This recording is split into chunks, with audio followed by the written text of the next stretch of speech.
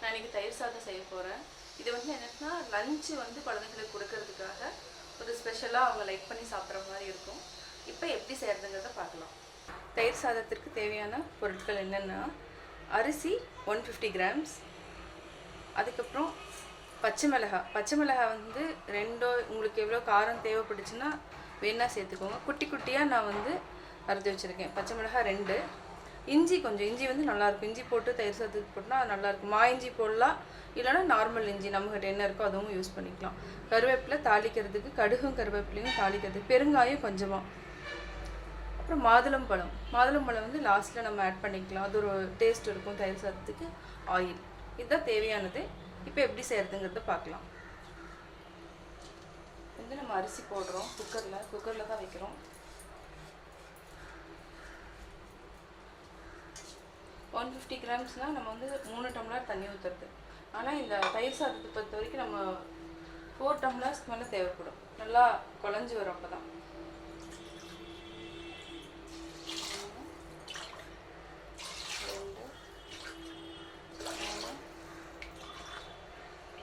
4 நான் கொஞ்சம் ஜாஸ்தியாகவே ஆட் பண்ணுறேன். தண்ணி ஊற்றியாச்சு. இப்போ வந்து சால்ட்டு போட்டு செக் பண்ணிக்கணும். நம்ம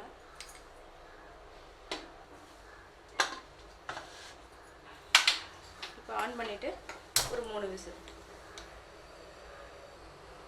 பால் வந்து 1/2 லிட்டர், 150 கிராம்ஸ் வந்து ரைஸுக்கு வந்து 1/2 லிட்டர் பால், 3 டேபிள் ஸ்பூன் தயிர் இருந்தால் போதும். இது எதுக்குன்னா, ஏன் இந்த ஃபார்மில் நம்ம பண்ணுறோன்னா, காலையில் குழந்தைங்க வந்து ஸ்கூலுக்கு எடுத்துகிட்டு போகிறாங்கன்னா வெறும் தயிர் மட்டும் ஊற்றி புளிச்சிரும்.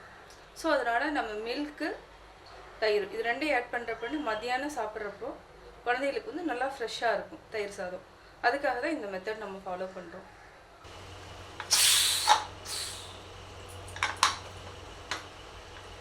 சாதம் நல்லா குழஞ்சி ரெடி ஆயிடுச்சு. இப்போது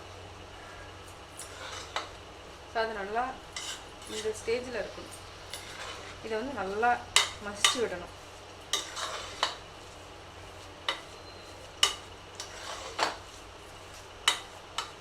இந்த அளவுக்கு நம்ம ரைஸ் போட்டாவே இந்த பால் ஊற்றுறப்போ என்னென்னா 250 கிராம்ஸ் அளவுக்கு வந்துடும் நம்மளுக்கு சாதம். அதனால தான் கம்மியாக 4 பேர் தாராளமாக சாப்பிட்ற மாதிரி, 3 பேர் தாராளமாக சாப்பிட்ற மாதிரி இருக்கும். இந்த மாதிரி நல்லா மசிச்சதுக்கப்புறம் பாலை ஊற்றணும்.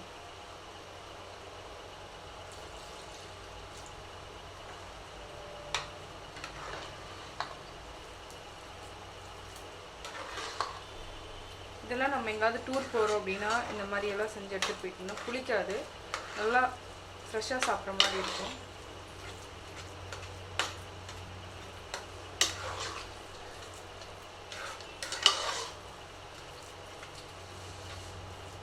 இது கலருக்கு ஃபுல்லாக நல்லா கனமான பாத்திரத்தில் தான் கலரணும். அப்போ தான் நல்லா ஈஸியாக இருக்கும்.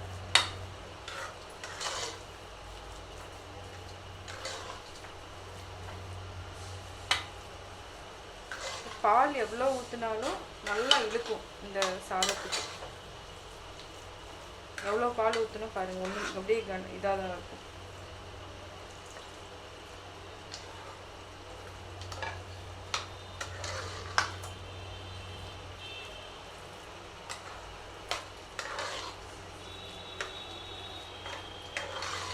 ஆல்ரெடி சால்ட்டு போட்டேன், அதனால சால்ட் போட வேண்டியதில்லை.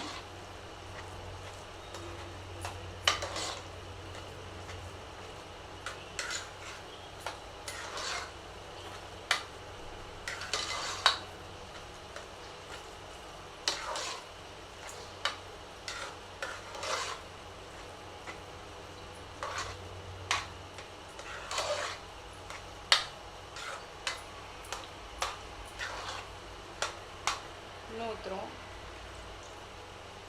1/2 லிட்டர் ஊற்றிருக்கேன். உங்களுக்கு தேவைன்னா இன்னும் கூட நீங்கள் ஆட் பண்ணிக்கலாம். மத்தியானம் சாப்பிட்றப்போ நல்லா பார்த்தா நல்லா கெட்டியாக தான் இருக்கும்.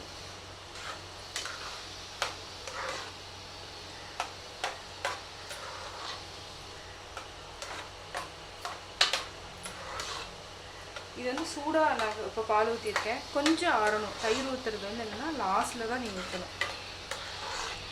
கொஞ்சம் நல்லா ஆறுனதுக்கப்புறம் மிதமான சூட்டில் தான் நம்ம வந்து தயிர் ஊற்றணும்.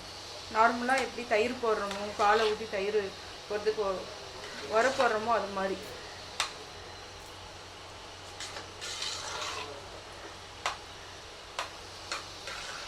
இது போட்டதுக்கப்புறம் நம்ம என்ன பண்ணுறோன்னா, பச்சை மிளகாய் வந்து நான் குட்டி குட்டியாக நான் கட் பண்ணி வச்சுருக்கேன். பச்சை மிளகாய் வந்து இது அப்படியே பச்சையாக போட்டுக்கலாம். எதுவும் தாளிக்கிறது எதுவுமே இல்லை, அப்படியே பச்சையாக போட்டு கலரணும். அதே மாதிரி இஞ்சியும் அதே மாதிரி தான், இஞ்சியும் அப்படியே போட்டு கலரணும். லைட்டாக பெருங்காயம் வந்து ரொம்ப போட வேண்டாம், லைட்டாக, அவ்வளோதான். இதுக்கு மேலே போட வேண்டாம்.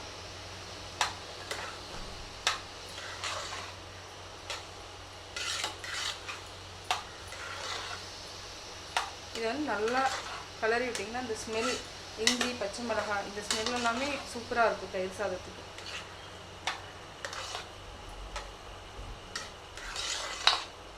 பெருங்காயம் எதுவும் தாளிக்க வேண்டியதில்லை, அப்படியே நீங்கள் லைட்டாக போட்டுக்கலாம். இப்போ என்னென்னா மாதுளம்பழத்தையும் நம்ம போட்டு எவ்வளோ தேவையோ உங்களுக்கு, நிறையா வேணால் நிறையா போட்டுக்கோங்க, கொஞ்சமாக வேணால் கொஞ்சமாக போட்டுக்கோங்க.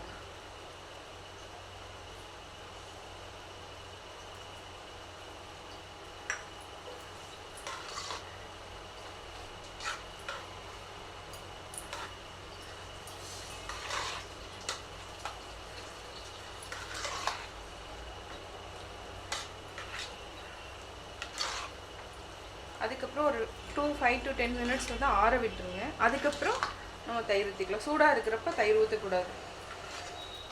அதுக்கப்புறம் நம்ம தாளிச்சிடலாம்.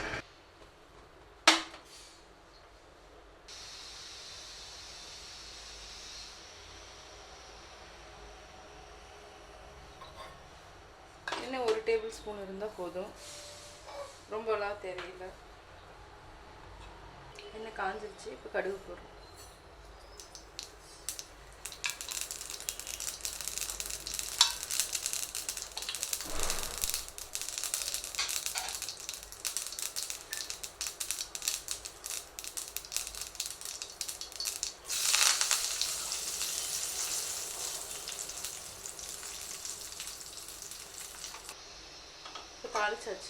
தாளிச்சு இப்போ வந்து தயிர் சாதத்தில் நம்ம கொட்டிடலாம். நான் எண்ணெய் கம்மியாக தான் ஊற்றிருக்கேன்.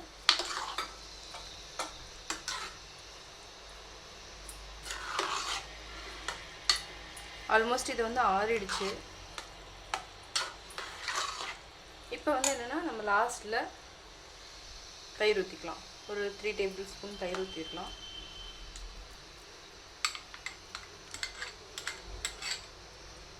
தயிர் ஊற்றி நல்லா நீங்கள் கலக்கி ஒரு 1 hour வச்சுருங்க. நீங்கள் சாப்பிட்றது காலையில் செஞ்சிங்கன்னா ஒரு 2 hours அப்புறம் சாப்பிட்றதுக்கு கரெக்டாக இருக்கும். லஞ்சுக்கு கொடுக்கலாம், குழந்தைங்களுக்கு, டூர் போகிறவங்க எடுத்துகிட்டு போய்க்கலாம்.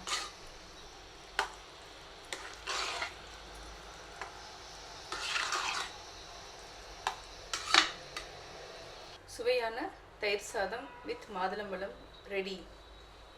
நான் எப்படி செஞ்சேங்கிறத நீங்கள் பார்த்துருப்பீங்க. பிடிச்சிருந்தா லைக் பண்ணுங்கள். நம்ம இன்னைக்கு கேரட் சாதம் செய்ய போகிறோம். எவ்வளோ ஈஸியாக கேரட் சாதம் செய்யலாங்கிறத வாங்க பார்க்கலாம். அதுக்கு என்னென்ன தேவையான பொருட்கள் சொல்கிறேன். சாதம் வந்து நம்ம ஆல்ரெடி சாதம் வடித்து இப்போ வந்து நான் ஒரு 200 grams வச்சுருக்கேன். அடுத்தது வந்து என்னென்னா கேரட் வந்து 3 கேரட் எடுத்திருக்கேன். சின்னதாக 3 கேரட் எடுத்திருக்கேன். ஒரே ஒரு பெரிய வெங்காயம் 1 பச்சை மிளகாய் 2 எடுத்திருக்கேன். அதுக்கப்புறம் கருவேப்பிலை கொஞ்சமாக, இது எவ்வளோ தேவையோ அவ்வளோ எடுத்துக்கோங்க. உப்பு தேவையான அளவு. தாளிக்கிறதுக்கு வந்து கடுகு, உளுத்தம்பருப்பு, கடலைப்பருப்பு, இவ்வளோ தான். இதை வச்சு நம்ம எப்படி செய்யறதுங்கிறத பார்க்கலாம். எண்ணெய் வந்து தேவையான அளவு எடுத்துக்கலாம். கடாய் நல்லா காஞ்சிருச்சு. இப்போ வந்து எண்ணெய் ஊற்றுறோம். எண்ணெய் நல்லா காஞ்சதுக்கப்புறம் கடுகு போடணும். கடுகு போட போகிறோம்.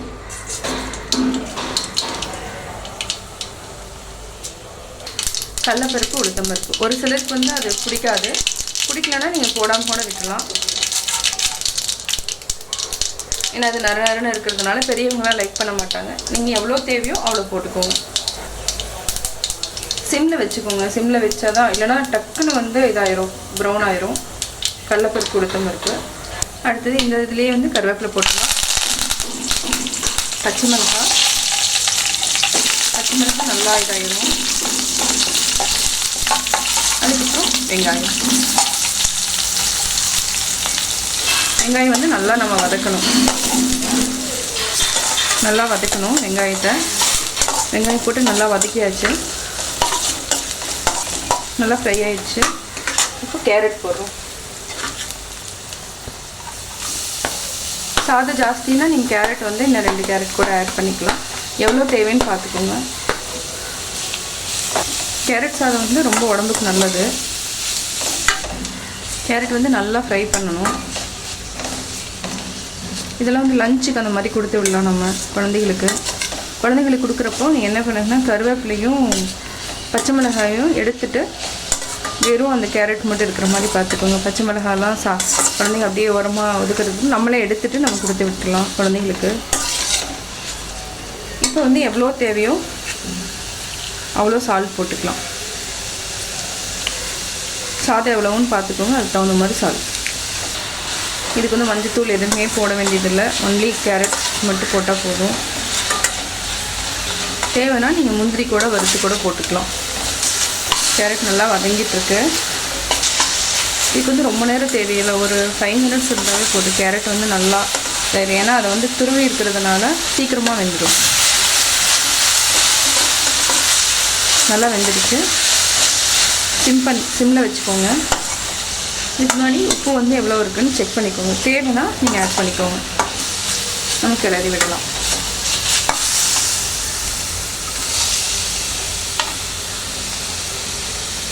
ஹை ஃப்ளேமில் வச்சா என்ன ஆகும்னா அடி பிடிச்சிக்கும், கருப்பாயிடும். அதனால் சிம்லேயே வச்சு பண்ணுங்க.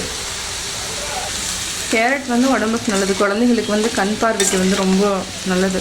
அடிக்கடி கேரட் சாதம் அது மாதிரி நம்ம சேர்த்துனா கூட குழந்தைங்க வந்து சும்மா பச்சையாக கொடுத்தா ஒரு சில குழந்தைங்க சாப்பிடுவாங்க, ஒரு சிலர் சாப்பிட மாட்டாங்க. அந்த மாதிரி இருக்கிறவங்களுக்கு நீங்கள் இந்த மாதிரி சாதம் அதில் போட்டு நீங்கள் ஆட் பண்ணி கூட கொடுத்துடலாம். சாதமும் நல்லா சூடாகிடுச்சு. கேரட் நல்லா இப்போ ரெடி ஆகிடுச்சு சாதம். இப்போ வந்து கேஸ் ஆஃப் பண்ணிடலாம். சுவையான கேரட் சாதம் ரெடி. கேரட் சாதம் நான் எப்படி செஞ்சேங்கிறத பார்த்துருப்பீங்க. கட்டாயம் உங்களுக்கு பிடிச்சிருக்கும். பிடிச்சிருந்தா லைக் பண்ணுங்கள், மறக்காமல் சப்ஸ்கிரைப் பண்ணுங்கள்.